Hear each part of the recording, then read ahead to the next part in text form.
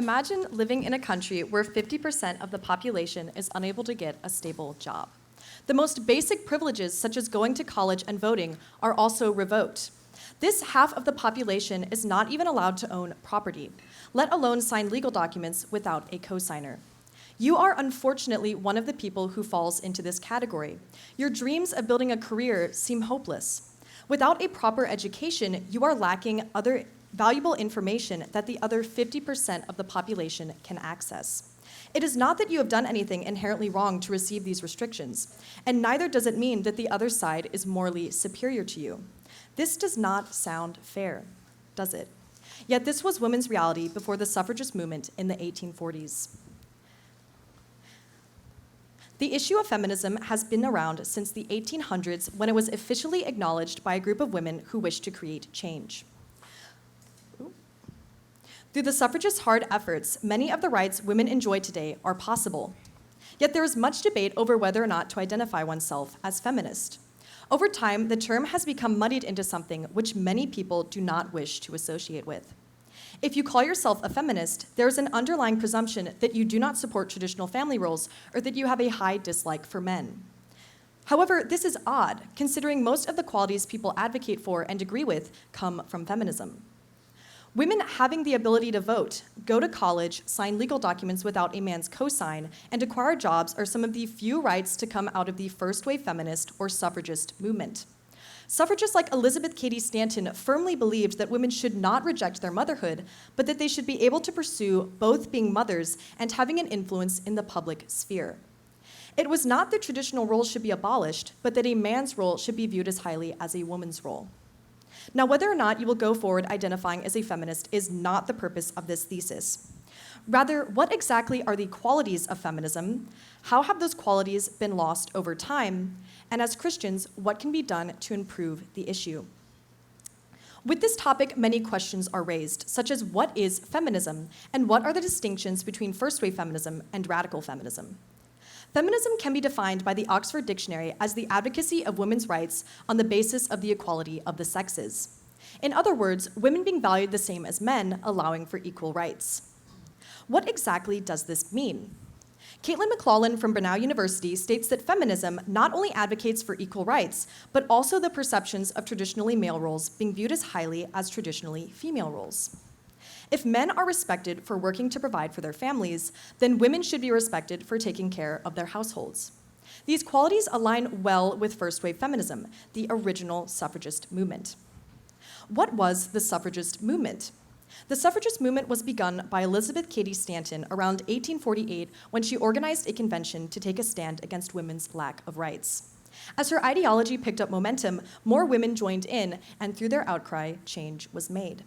This differs heavily from radical feminism, which is best described as the idea that all male-dominated positions and jobs need to be abolished and given to women instead. It directly goes against the basis of feminism, which is the equality of both men and women. So modern feminism is taking over, but why does this matter? What makes the disintegration of first-wave feminism an issue?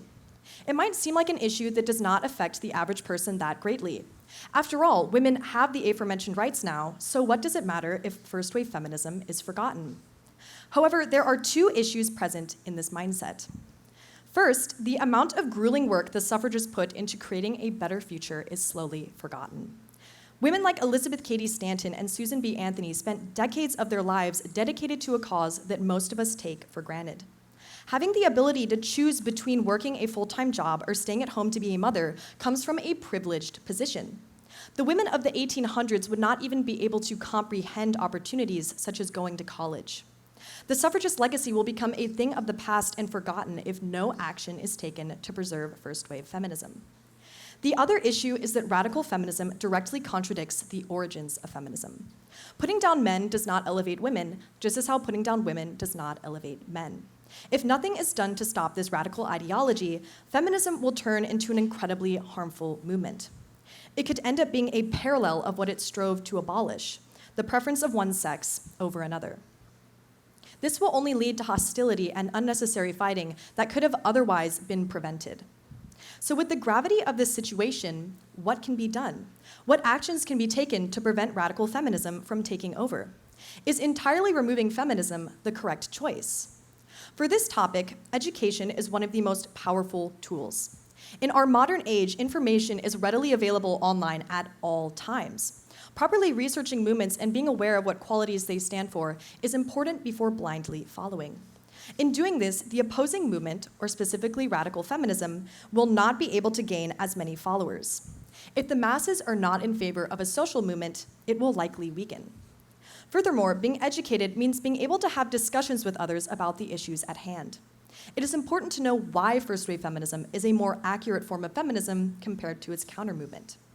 There is nothing that can be done to stop those who are actively involved in radical feminism, but having discussion means that there is a chance to persuade.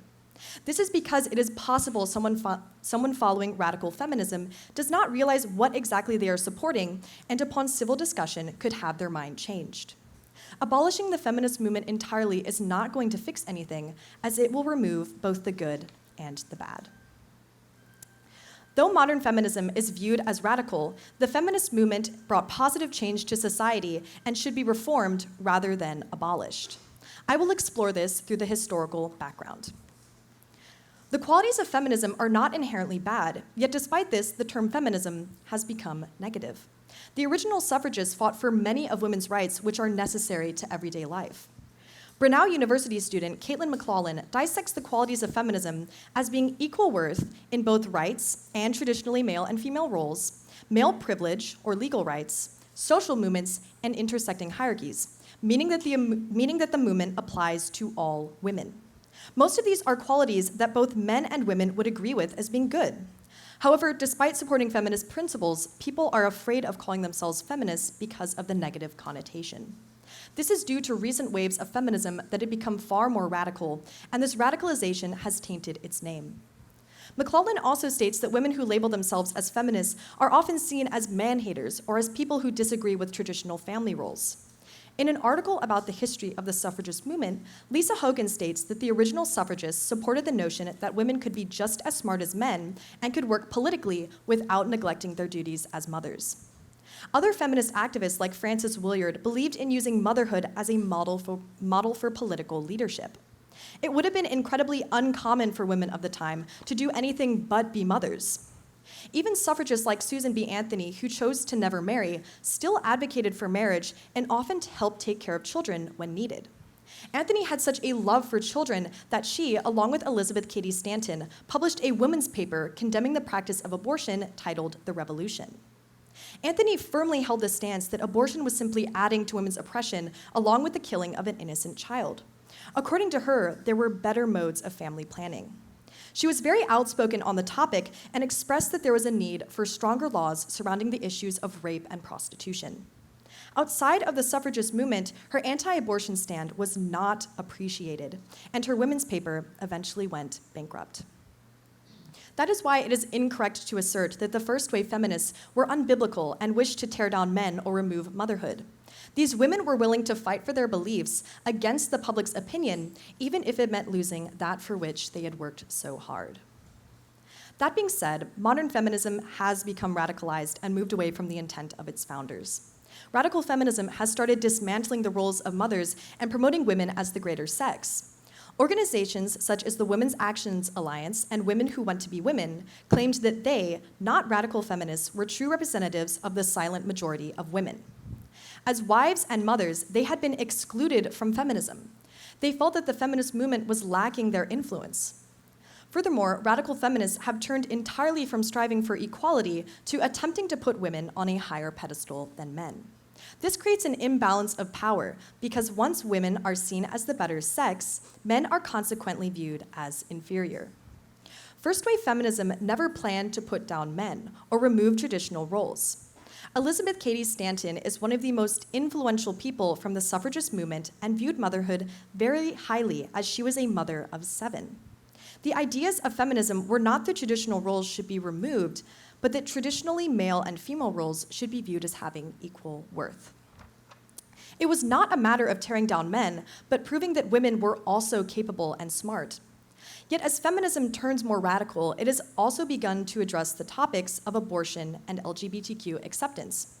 This began as a second wave of feminism stemming from the 1923 Equal Rights Amendment, or the ERA. An article by CNN titled "The 70s, Feminism Makes Waves" addresses the ERA and what it strove to accomplish. Among these are free, readily available abortion, childcare centers supported by public funds, and towards the 1970s, the ERA expanded to the acceptance of the LGBTQ community. The ERA still supported a small number of principles that could align with the suffragist movement, but the vast majority of its policies had entirely turned away from it. In this pivotal moment, we can see that biblical morals were no longer considered necessary. As Christians, we should return feminism to its roots. The basis for which first-wave feminism stood, equality, is a biblical principle. In an interview with Audra Wynne, she states how much of the Bible's role for women can be misunderstood because of misinterpretation of Greek words. Eve is introduced as a helper for Adam, the exact word being ezer kenegdo, which roughly translates to helper and equal. The word ezer is used in reference to God as a deliverer, protector, and strength 18 times in the Bible. Kenegdo, meaning equal, would have been added so that Eve was not only called a helper, but so that she was also seen as an equal to Adam. Audra Wynne says it is unfortunate how many scholars have allowed their own biases to blind them to the true meaning of this ever so simple phrase. Since we live in a fallen world, even movements that were formed on a morally good basis can become corrupted. God intended for men and women to be equal. We have different roles and abilities, but that does not subtract from us being equal. This is especially seen in the Bible when it is stated that there is neither Jew nor Gentile, neither slave nor free, nor is there male and female, for you are all one in Christ Jesus. Galatians 3:28. We are all part of God's creation and have the same level of worth. Since recent feminism has been taken over by ungodly principles, such as abortion and LGBTQ, we should restore it to where it should be to bring glory to God. The Bible instructs us to act in an honorable way, so that in the same way, let your light shine before others, that they may see your good deeds and glorify your Father in heaven. Matthew 5:16. If we as Christians set a proper example of feminism, others can follow. Biblical feminism brings glory to God as it shows how men and women were meant to treat each other. It gives a proper example of how highly God views all of us. Yet some argue that there is no need for feminism at all, both first wave and modern, as women are not nearly as oppressed as the feminist movement claims, and because feminism takes away from traditional roles. These people state that all feminism is simply exaggerating the hardships women have gone through in order to push an anti-men propaganda. In the 1990s, a group of Australian men published 3 anti-feminist books titled Iron John, The Myth of Male Power, and Manhood. Each of these works centers around the ideology that the qualities for which the first-wave feminist movement stood are entirely unnecessary and only cause harm to men. These books were bestsellers in the United States and Canada, proving that the authors' sentiments were popular at the time. Even today, this ideology is present in the media. Author Rebecca Merkel states in an interview that she has witnessed hardcore groups angrily protest against first-wave feminism because it gave women the option to have an education. Michael Arrow quotes Rebecca Merkel stating that these radicals claim being a wife and mother is a menial job that takes no talent, and therefore they are mad at feminism for giving women more options besides solely being a wife or mother. While it is true that modern feminism has started promoting an anti-men agenda, it is not fair to state that all forms of feminism are negative, or that feminist qualities subtract from being wives and mothers. Women in America today are fortunate enough to have rights such as voting, going to college, and getting a degree, all because of suffragists like Susan B. Anthony and Elizabeth Cady Stanton. However, that does not mean that the feminist movement is over, because there are still other countries where women are not as fortunate. In an article by Mona Chalabai titled Women in Afghanistan, From Almost Everywhere to Almost Nowhere, the author discusses this oppression that women face. Women in Afghanistan live according to extreme restrictions. These women are not allowed to pursue an education above the 6th grade. They cannot go to gyms or even parks, resulting in most women being confined to their homes. All of this has happened in less than 3 years since the Taliban took over. These women deserve to live much better lives than what they have been unjustly stripped of. Furthermore, the suffragist movement never intended to take away from the roles of wives or mothers. It is possible to be both educated and also fulfill traditional roles. The suffragists were fighting for women's ability to pursue political rights, not to subtract from womanhood, but so that women and men had equal opportunities. We have now discussed what feminism began with, the qualities that it strove to accomplish, the many women who gave away years of their lives to this worthy cause, and how many of the rights women have today are far too often taken for granted. Yet we have also explored how these ideas are slowly being attacked and replaced with far more radical ones. The new ideologies of radical feminism are not going to lead to a better future. They are not going to help empower women by any means. Rather, this attack on motherhood and hatred of men is going to produce hostility. We cannot better society by opposing God's design. So what is the biblical response?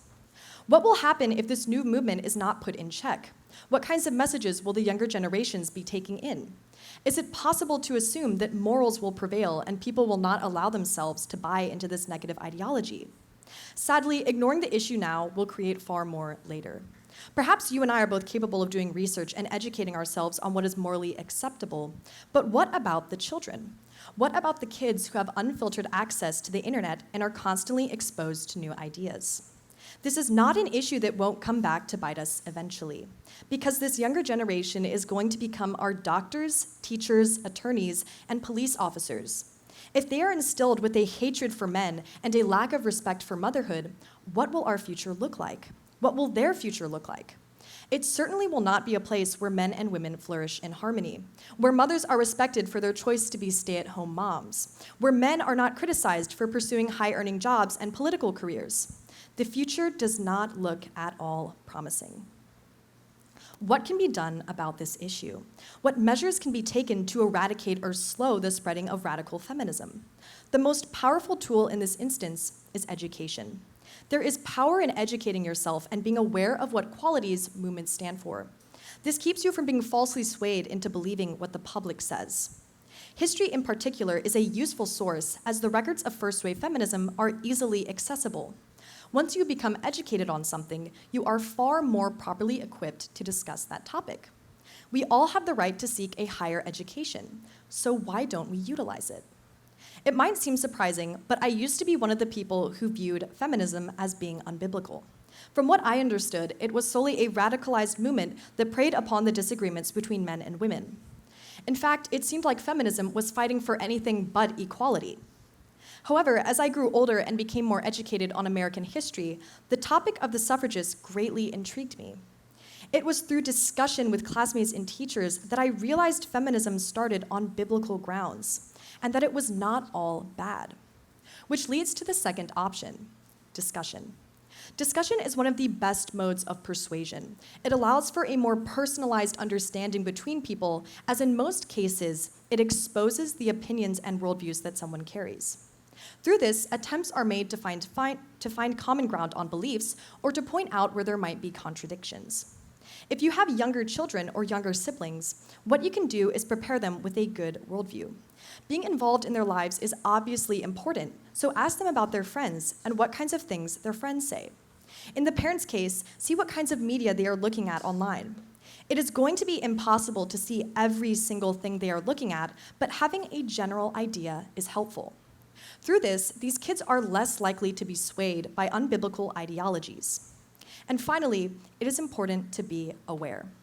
In the case of social movements, awareness is going to make or break it. Once the masses are not behind something, it tends to weaken and fall apart.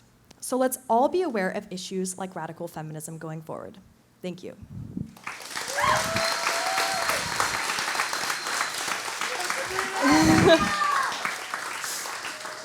Are there any questions? Yes. Do you think it's okay if women are more inclined to pursuing their own career rather than being a wife or mother? So the question is if I think it is okay for a woman to pursue her own career rather than being a wife or mother. I think it definitely depends on the person. I don't think there is any issue with a woman pursuing a career. I think that is totally okay, and I think everyone, biblically, some of us are called to different things than others, so I think that is fair if a woman feels that is something that God is telling her to pursue. Does that answer your question? Yes. Okay, so if you had to go against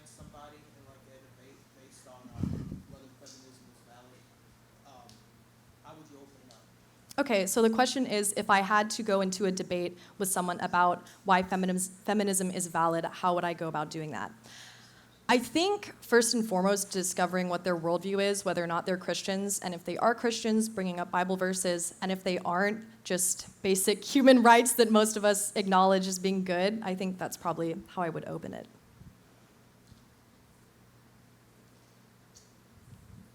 Nothing else? Okay.